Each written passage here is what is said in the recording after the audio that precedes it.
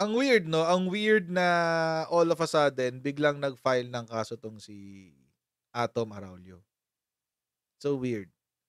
Na out of the blue. Ba't hindi siya sumama dun sa nauna? Kasi 'di ba nag-file na yung nanay niya ng kaso? Mamaya pag-usapan natin 'yan. Pero eto nga yung nangyari, oh, panoorin. O, ito yung, nangyari kanina. Ay naku. Ito. Broadcast journalist Atom Araulio filed a 2 million peso damage suit on Monday, kanina ho yan, against SMNI hosts Dr. Lorraine Badoy and Jeffrey Celis, seeking redress for damages and injuries suffered due to defamatory statements maliciously disseminated. Anong kalokohan to? Sabi pa niya, ang yabang-yabang pa ni Atom, "Today I have filed a civil complaint for damages against former Undersecretary Lorraine Badoy Partosa and Jeffrey Celis." Yabang-yabang pa niya. Alam nyo mga kutsero, eto, ayan, yan. This is in connection with a series of unsubstantiated accusations and personal attacks the pair have made against me and my family through their programming on SMNI and on various social media platforms. Diba? Araulio said red tagging had been affecting his work as well as putting him and his family under emotional duress. Aside from its personal effect, he said red tagging is part of a bigger campaign to suppress the press.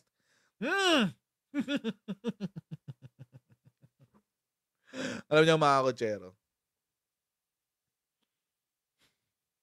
wala talaga kayong maisip na dyan no? Kayo, kampo ni Atom Araulio, wala na talaga ibang maisip no? Kasi mga kutsero, alam naman natin lahat kung bakit sila tinatawag na kasabwat ng CPP, NPA, NDF. In fact, mga kutsero, yung nanay niya was an NPA, di ba? Aminado siya dyan So, no red tagging dun. Inamin kaya ng nanay niya yun. Anyway. The complaint was filed electronically on Sunday, and together with his counsels from Movement Against Disinformation, filed the case physically at the office of the PROSEC in Quezon City the following day. The legal action was sought to hold accountable the two SMNI hosts for their wrongful acts and to highlight how, quote-unquote, red tagging foments hate, abuse, and violence against journalists and truth tellers. Ay? Wow, truth tellers? Who died and told you that you are a teller of truth?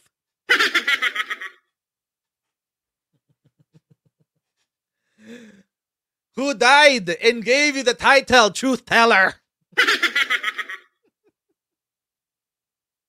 Panoorin ka natin yung video, di ba? Panoorin natin ito. Meron akong inandang statement pero extemporaneous na lang. So ngayong araw, nagsampa ako ng kasong sibil laban kay former Undersecretary Lorraine Badoy Partosa at kay Jeffrey Celis dahil sa kanilang mapanirang mga pahayag at Tony Labiña, paninirang puri laban sa akin at sa aking pamilya sa pamamagitan ng kanilang programming sa SMNI at sa social media. Ito ay kasong sibil lamang at hindi ako magsasampa ng kasong kriminal sa ngayon dahil tutol ako sa criminalization ng libel dahil tingin ko ito'y ginagamit sa pangdidipid din sa legitimate media. Pero dapat mapanagot ang mga pasimuno ng pagpapakalat ng disinformation lalo't kung hindi ito pipigilan, ito ay maaaring magkaroon ng matinding epekto hindi lamang sa kalusugan ng aking pamilya kundi sa demokrasya sa kabuuan. Kaya ako nagpasya na magsampa ng kaso. Kano po ang estimate damages na hingin niyo po dito sa dalawang? Nasa 2 milyon. 2 milyon piso. Ayaw pa sabihin nung una. You talked about the... Sorry, nasa na po. You talked about yung naging mental toll niyo po for your family. Kumusta po si Ma'am after she filed the case? Tanong siya. Okay naman. I mean, sa kabuuan, alam niyo naman kung gaano kahirap. Minsan may nakakaaway lang tayo sa social media, nakaka-stress. Diba? Pero sa kasong ito, meron pang dagdag na problema doon sa kaligtasan ng mga nare-red-tag. Dahil alam natin at nakikita natin kung ano yung nagiging epekto nito lalo sa mga walang laban. Bagamat ako naman ay hindi partikular na nangangamba sa aking buhay. Palagay ko meron akong pribilehiyo na magkakaroon ng malakas na support system. Importante pa rin na yung mga may kakayanan ay gawin yung ganito at manindigan para sa mga walang kakayahan. Walang kakayahan? Kakabukas sila ng resort? Ano pa? Bakit ho importante na dalhin sa korte yung issue ng red tagging? Para yun sa accountability. Tony Lavino to. Napakahalaga na gawin nating accountable yung mga nagre-red tag at yung mga masamang consequences ng pagre-red tag, di ba? Gaya na sinabi ni Atom, may consequences yun sa kanya, sa pamilya, sa lipunan. Yung court, marami na kaming sinusubukang forums, Except importante the ng criminal court court. reform, importante yung civil liability, lalo na for a media person, ayaw natin ng libel. Diba? Nagagamitin. Ito, civil code ang ginamit dito. Sinasabi kasi ng civil code, bawal ka maging mapang-api, bawal ka mang-away ng kapwa na walang dahilan, bawal ka salita ng ganito sa kayong kapwa-tao. So yun ang ginagamit namin, napakasimpleng provision ng civil code na kung makuha namin, kahit hindi masyadong malaki, kasi sabi namin reasonable amount lang, Tom's reputation and mental health and the family Wait lang, sorry. is what more than Gusto ko lang mag-react doon. Kahit hindi naman malaki. 2 milyon, hindi malaki. Niloloko nyo ba kami? 2 milyon, hindi malaki. Grabe siya. Dami yung pera, 2 milyon, hindi malaki. 2 million, di ba? In fact, priceless yon. But kailangan sa court kasi reasonable, pero kailangan big enough na may, di ba, may bigat naman sa mga hinahabol natin dito. Attorney, when are we expecting a response from the Well, ang first step, yung ginawa namin ngayon is to file the case. Kagabi pa lang, final na electronically, ngayon physically, within the week, kasi Monday. So within the week, baka nga today, I don't know kung kailan i-raffle yung case. So we will know the judge. After that, i-order yung respondent, maybe in 2 or 3 weeks, 1 month at the most, makukuha na ng respondents na sila yung yung defendants na kailangan sila sumagot dito. Natawa naman ako dun sa reasonable, 2 million. 2 million talaga. Isang taong sahod na yan ng ordinaryong mamamayan eh. 2 million. O baka kasi 2 million yung nawalang revenue kay Atom Araulio dahil dyan sa allegation of red tagging, quote unquote. Okay. Alright. Sige.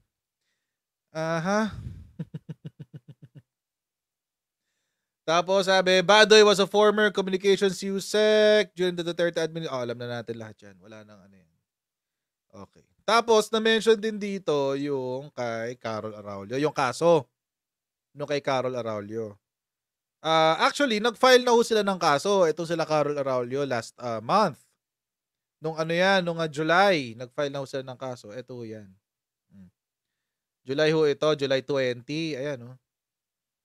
Veteran activist Araulio files 2 million damage suit versus red taggers. Ayan. Ganyan yung drama nila. Kaso mga konsyero, ano nangyari dito? Apparently, we got information kanina lang na this was dismissed. Dinismiss ng korte. Kanina lang din natin nalaman. Basahin natin ngayon tong kaso na to. Because alam nyo, mga kotsero, if anything, this is already a precedent. Kumbaga, pwede na lang nauna ng kaso na pwedeng pagbasihan ng desisyon. Precedent. So, na-dismiss na raw yung kaso ni Carol Araulio.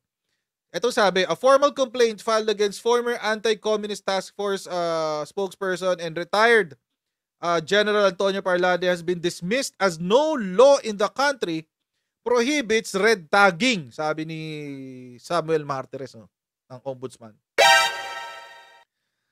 Diyan kayo talo kasi. Yeah. Martires appeared before the House Committee on Appropriations after Kabataan Party List Representative Raul Manuel inquired the status of the case against Parlade and NTF-ELCA. Tapos, the ombudsman initially said that the cases against Parlade and Bade had been dismissed, but later clarified that the complaint against Parlade marked number 6 in 2022 was dismissed.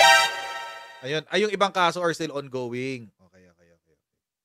So, wala na yung kay Parlade. Madali na yan. Kapag na-dismiss na yung kay Parlade, kasi, di ba, meron ka ng president eh. Sabi, with a huge amount of cases, I don't know the status of each.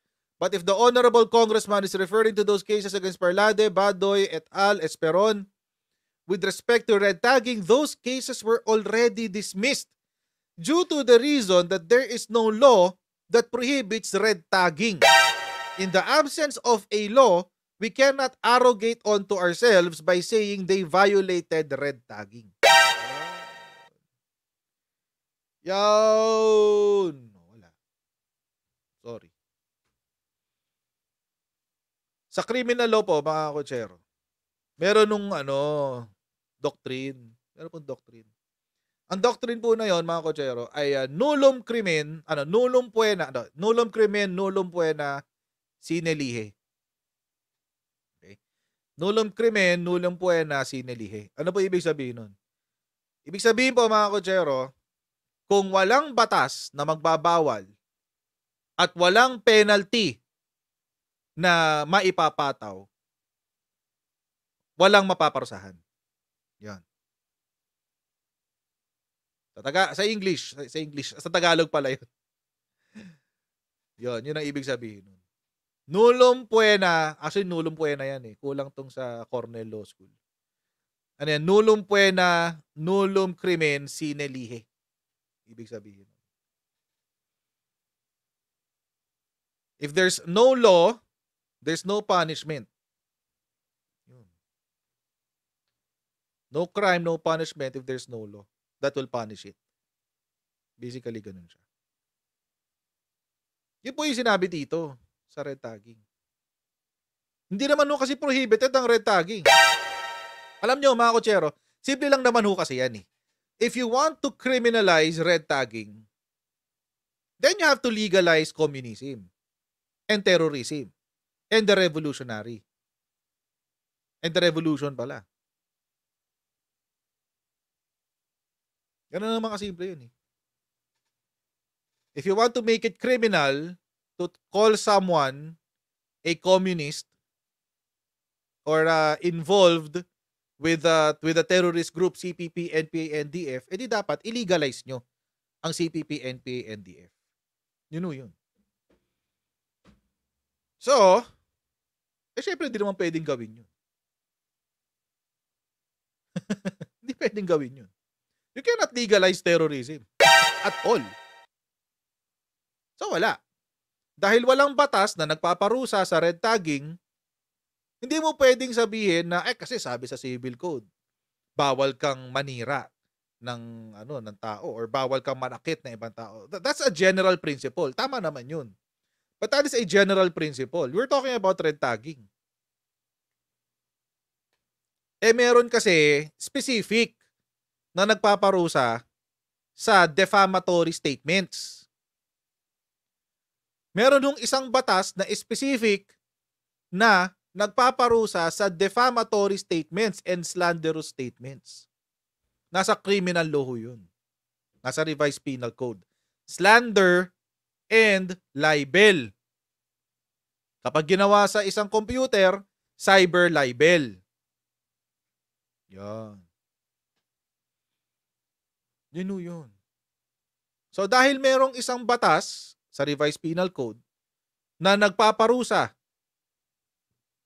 sa akusasyon na ibinibigay na sinasabi nila. Ito yun eh. Saan na yun?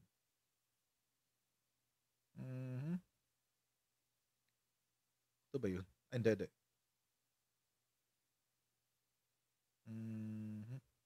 Ba't nawala yung binasa ko kanina?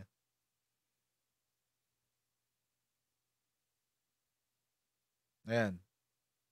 Wrongful acts and to highlight how red tagging foments hate, abuse, and violence towards journalists and truth tellers. Okay. Ito. Seeking redress for damages and injuries suffered due to defamatory statements maliciously disseminated. Doon pa lang sa maliciously, alam mo na revised penal code ang mag-a-apply dito eh.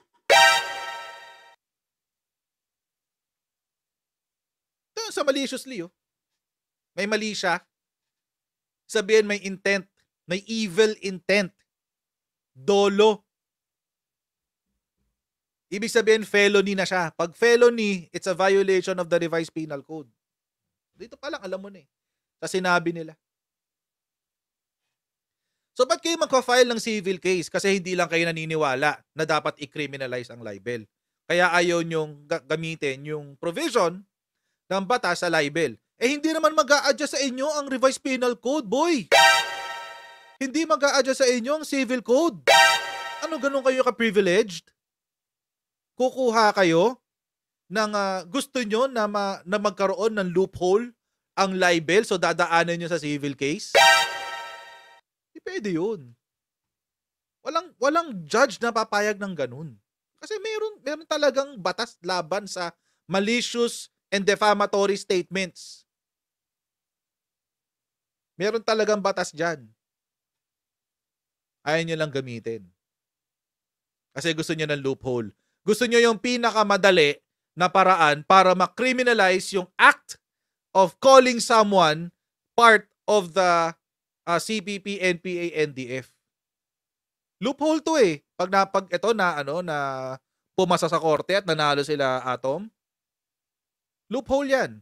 Magiging jurisprudence. Actually, hindi pa naman. Pag-akit pa naman ng Supreme Court. Pero let's say, pumayag ang Supreme Court dito, which I highly doubt na papayag ang Supreme Court dito. Magiging jurisprudence siya. So, isabihin, nagka-loophole ka without going through the process of legislation sa Congress. Total naman, Raul Manuel, sabi kasi ni Raul Manuel, ito.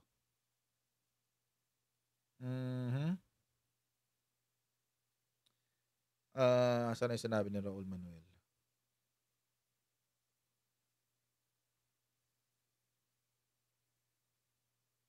Saan yun? Ito. I hope cases against red tagging and those filed by the poor are not pitted against each other. Our rights defenders, who are also our people's lawyers, they do a lot for the poor. In fact, having defend farmers, fisher folks, workers is part of helping the poor. Ano nalaman yan dyan? Anong nalaman nandyan? Raul Manuel. Diyos ko, baka nandito. Ayan. Ito yun, yung why a civil case. It's a unique challenge daw for many journalists. I'm against criminalization of libel, etc., etc. Okay.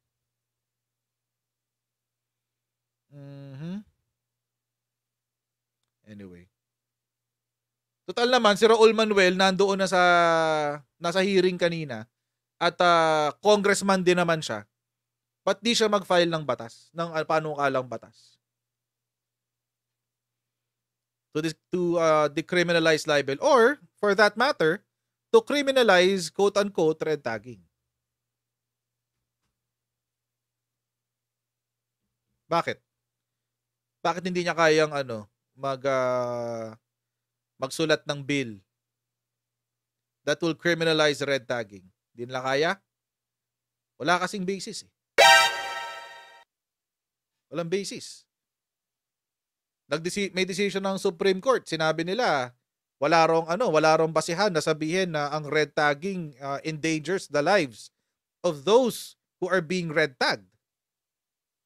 Supreme Court na nagsabi nun eh. Doon nga nagkaroon ng jurisprudence na kung bakit hindi pwedeng i-treat na krimen ang red tagging.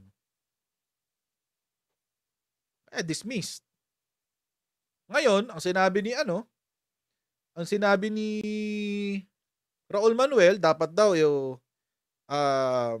itrato yan as a crime. O di sumulat ka ng panukalang batas criminalizing that act. That red tagging act. Special law. Diba? Ang problema mo lang dyan, Raul Manuel, hindi ko alam kung sasang-ayon sa'yo ang mayorya ng Pilipinas. I highly doubt na sasang-ayon sa'yo ang Pilipinas. Wala kayong makukuha dyan. Wala kayong makukuha ang suporta sa amin. Kaming mga ordinaryong mamamayan. Kaya lang naman nag-iiyak ng red tagging eh. Wala naman kaming pake. Bakit? Hindi naman kami involved sa mga pinaggagawa niyo. Wala naman kaming ginagawang masama. Hindi naman namin pinagtatakpan ang aktibidades ng CPP, NPA, NDF. Wala naman kaming sinusuportahang teroristang grupo. Wala kaming pinoprotektahan na teroristang grupo. Wala kaming binibuild up sa pamamagitan ng balita at ng media na teroristang grupo. Anong ikakakaba namin sa red tagging? Wala kaming pake. Kayo ang mayroon. Dahil kayo ang may tinatago. Kayo ang mayroong gustong pagtakpan. Ganun lang kasimple yun. Kami wala. Kayo meron. So, kayong sumulat. Ang problema, hindi susunod ang mga tao sa inyo. Hindi na. Ngayon pa ba? Paubos na ang NPA, sabi ng AFP. Ngayon pa ba nila gagawin yan? 2,000 na lang daw ang NPA. Unti-unti pang nababawasan. Nagsusukuan ng mga NPA. Sino na lang ba nagpapatuloy niyan? Kayo na lang sa propaganda nyo. Sa mga propaganda nyo, yun na lang nagpapatuloy niyan. Pero sa totoong buhay, wala na. Ubus na. Palawan nga, di ba, recently, dineclare na, insurgency free. Yung Palawan.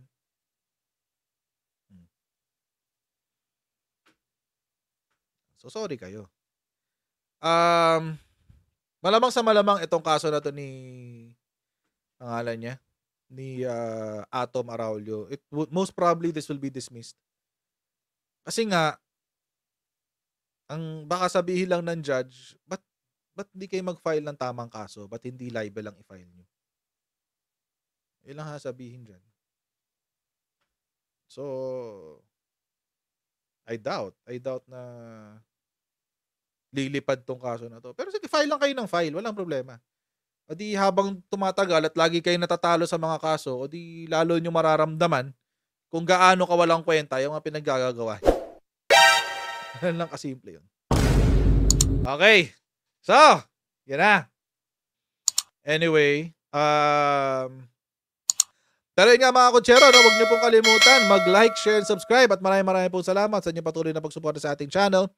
At ano pa ba? Ayun. So I'll see all of you in our next Coach Janet Live, everyone. Okay, bye everyone. See you next time. Bye.